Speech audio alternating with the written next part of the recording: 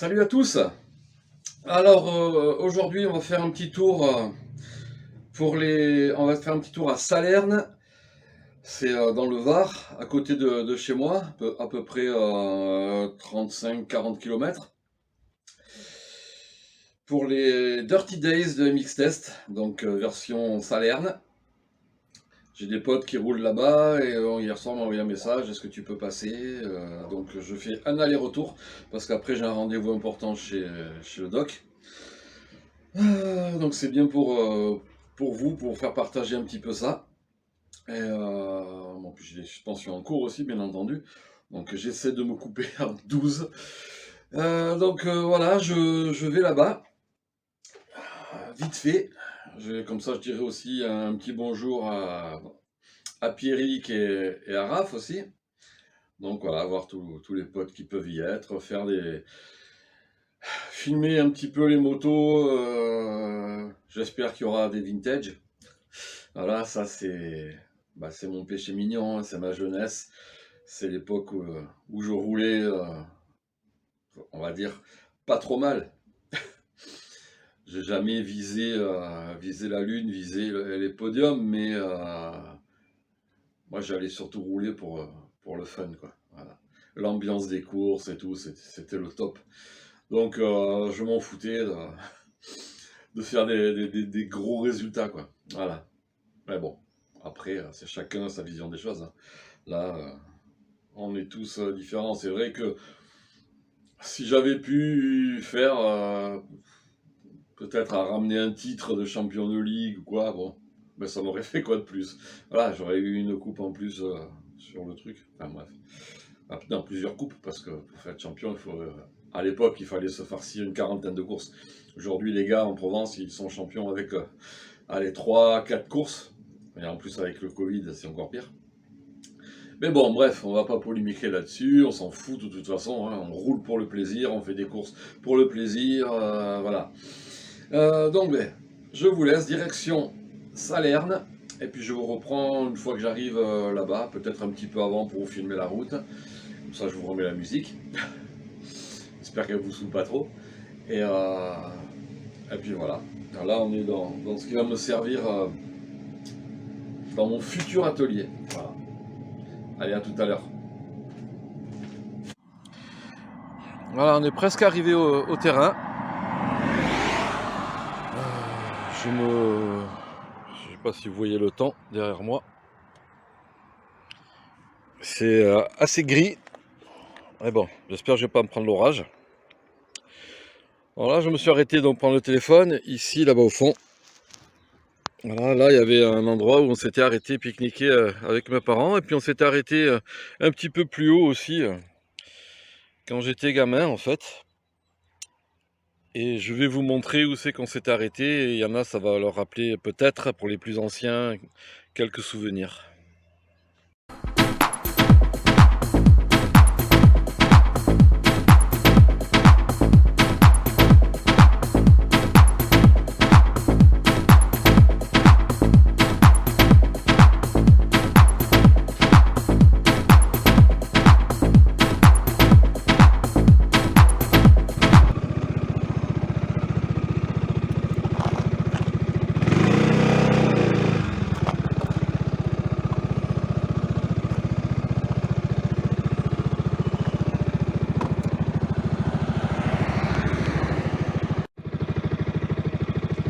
Donc ici, c'était donc on s'est arrêté.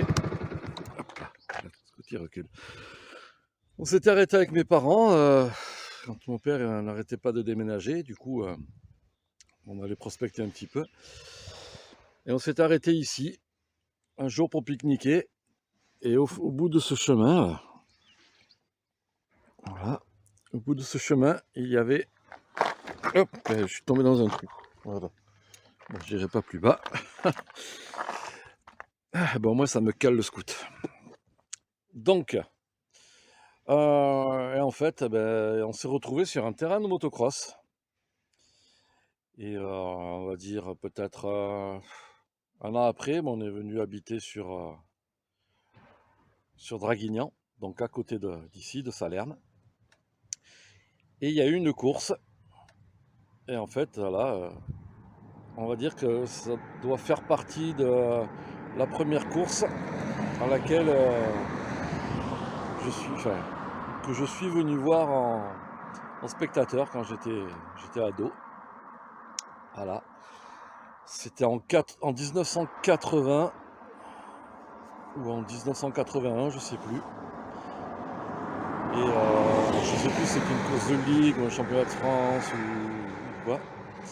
Mais ce que je me souviens, c'est d'un pilote qui après s'est illustré en course automobile, qui s'appelait, il s'appelle toujours, hein, il est toujours vivant, Yannick Dalmas.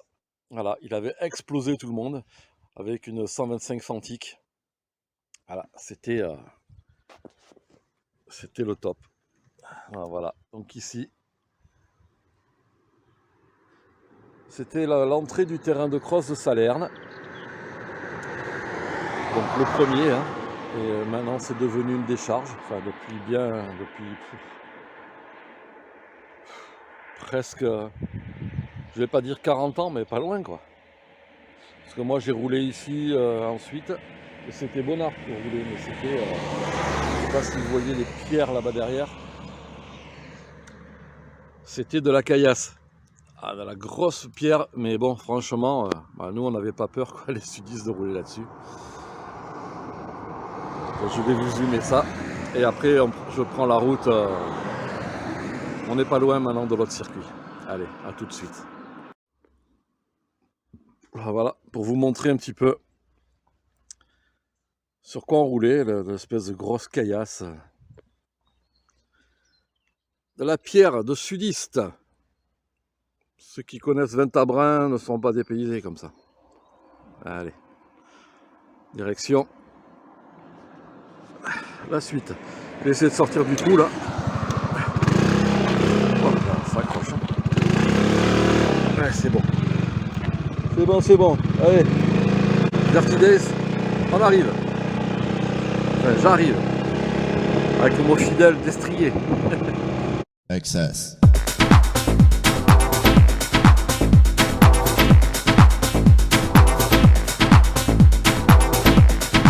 Je sais pas si vous avez vu, j'ai failli me foutre par terre. Une espèce de tache d'huile en plein virage. Ouf. Heureusement que le réflexe du crossman de mettre le pied, ça le fait quoi.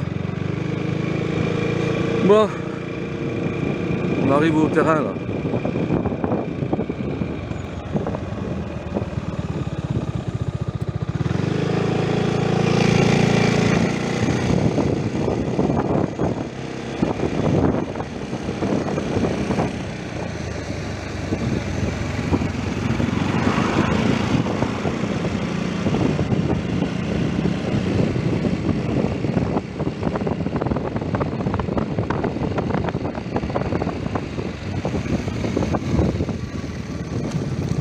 Là, on y est.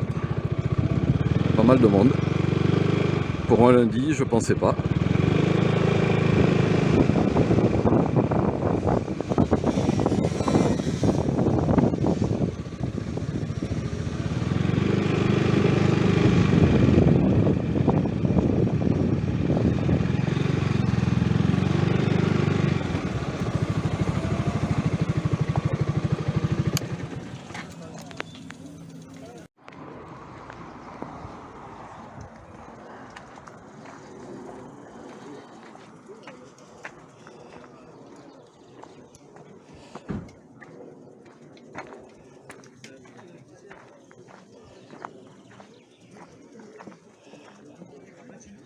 Il sert là-bas.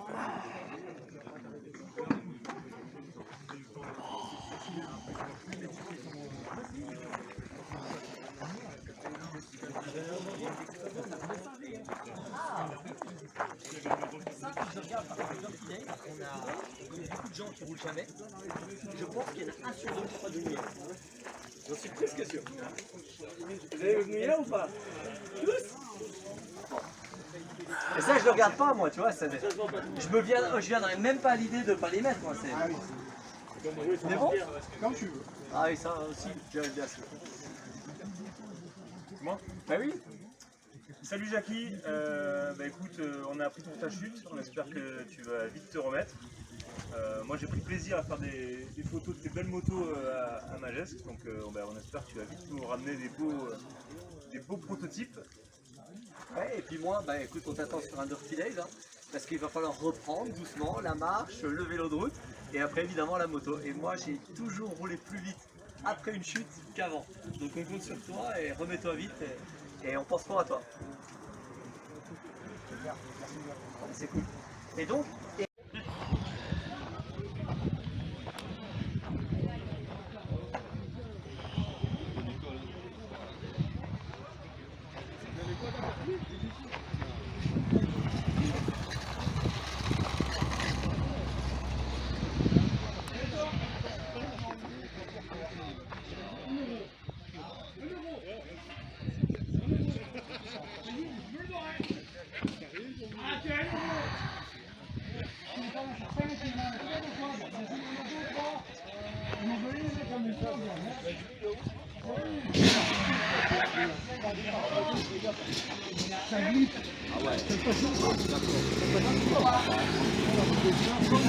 Ça va bien?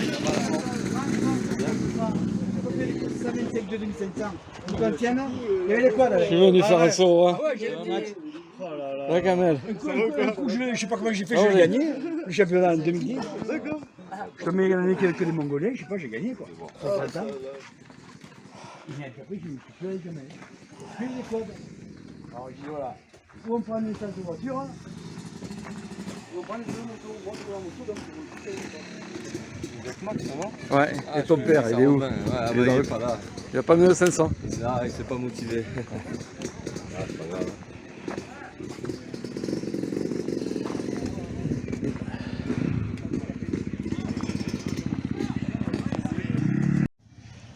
J'ai pas de photos, de vidéos de l'époque, moi. Ah, c'est bien, moi j'ai fait ça. Et Bah là, t'as du cul parce qu'il y en a trois déjà. ouais, déjà, voilà. Tu sais que j'ai eu un 500 CR, le 85 à l'époque. J'ai même pas une photo. Je l'ai eu neuve la moto, mais j'ai pas une photo. Ça met une photo? Attends, sans la clope hein.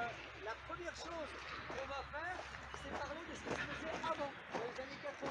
On va penser à Carl Puig, à tous ces pilotes-là qui devaient charger l'avant de la 500, qui se mettaient en avant comme ça, la tête le plus en avant possible, et qui lâchaient l'embrayage, donc la bonne terre, vous savez, et la moto elle cabrait tout debout comme ça, ils avaient du mal à les contrôler, donc c'était assez compliqué. Et aujourd'hui, ça a vraiment changé. Donc il n'y a plus cette histoire de se mettre en avant, vachement sur l'avant comme ça. Aujourd'hui, la moto déjà, on est d'accord qu'avec les blocs fourches, elle descend super bas. Alors pour l'histoire du bloc fourche, moi j'ai été la génération où on faisait attention de ne pas le mettre trop bas pour la traction. C'est de la connerie. Aujourd'hui, Cairoli, la roue avant, elle arrive là. Donc plus elle est basse, mieux c'est. Ne vous posez pas de questions, j'ai envie de dire, tant que les protège-fourches sont intacts, vous pouvez y aller. Hein. Vous pouvez le descendre. La deuxième chose, évidemment, moi j'étais la génération, est-ce qu'on part un pied ou deux pieds à terre? Aujourd'hui c'est terminé, ils ont tous des cales qui arrivent jusque sous la pointe de pied. Donc ils sont les deux pieds sur les quatre pieds, comme ça, avec juste la pointe de pied qui touche la cale. C'est limite de la triche, à mon avis, il va y avoir des règles qui vont passer, à mon avis, elle interdira. Donc un mec comme Jazzy Penis, il a les deux pieds sur les quatre pieds et il a juste à lâcher l'embrayage pour partir. Il n'y a pas d'histoire de pied, de machin, de rien. Okay. Ensuite, évidemment, la position a changé. Alors le plus impressionnant, de loin le bon pilote de la dernière décennie, c'est Drogba. Ça engage que moi, évidemment. Mais mon fils serait fier de moi. C'est que le départ, maintenant, les mecs s'assoient au milieu de la moto, histoire de charger l'arrière, et ils mettent la tête très basse, ok? Et ils font une chose particulière, vous l'explique très bien Ryan Hughes, si jamais vous comprenez l'anglais et que vous suivez, c'est-à-dire que là où les pilotes avaient le dos droit, le dos rond un peu à la Bellay et tout ça, dans les années 90-2000, et bien aujourd'hui les mecs cambrent. Pourquoi? Parce qu'au moment où la poussée se fait, quand tu es cambré, ça fait, on va dire, un bâton qui ne peut pas, tu vois, plier.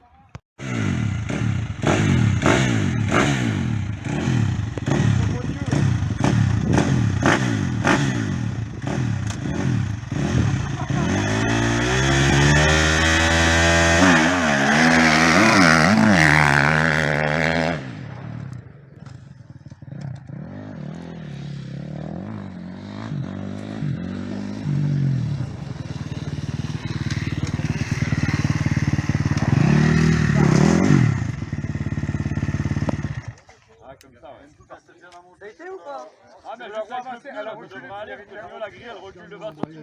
De 20 cm. Bon, bah, c'est 22 moins Tu de vois la ça. cloche qui éclate. Il est neuf. Autre chose, la clé du all shot de Vial, vous voulez la connaître ou pas? Ouais, c'est une KTM d'usine. Voilà. Heureusement pas, parce qu'ils faisaient des all shots avec Husqvarna stock. Vial, il y a un truc qui est important de savoir. Si vous regardez toutes les photos, au moment de la sortie de grille, il est pareil que les autres. C'est 5 mètres après qu'il sort. Et c'est pas une question de poids, parce qu'ils ont tous le même poids que lui. C'est pas vrai? Il passe la vitesse plus tôt. Exactement. Vous le voyez, mon passage de vitesse? Il est 5 mètres trop loin. Et la clé, les motos d'usine, elles ont des boîtes longues, elles ont une dent de moins que vous, avec des moteurs très forts en bas, parce qu'ils veulent que la moto, au lieu de cabrer, elles veulent qu'elle avance. Donc mon but, moi, c'est de sortir, et au moment où je passe devant Gérard, il faut que je mette la 3. Autrement, c'est en élite, bah, tu vires 15. Et ça se joue que là, hein. Donc quand vous faites, vous, un départ en course, le plus important, j'ai envie de dire, c'est de vous mettre un repère pour la 3. Et si vous sortez de la grille et que vous regardez ce repère et que vous mettez la 3, je vous jure qu'il y a le choc.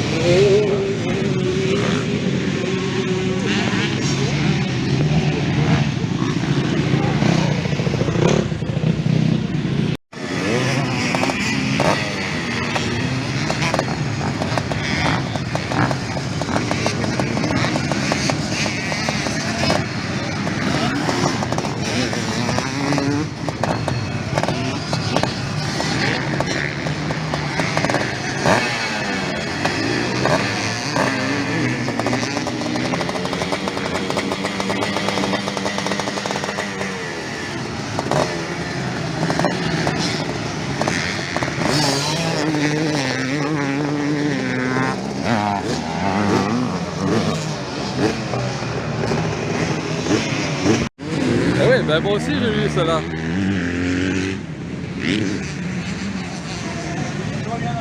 Allez. Ça nous rappelle les souvenirs. Moi, je l'ai eu neuve. Et moi aussi.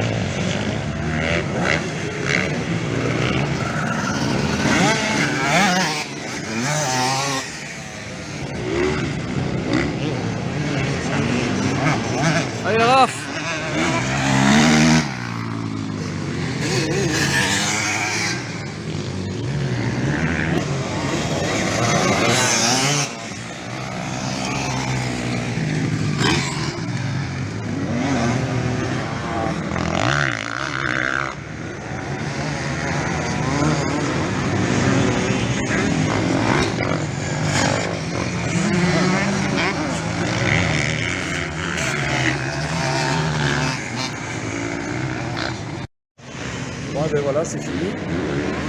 Petite escapade au Dirty Days de Linux Test. Ce lundi 7 juin 2021.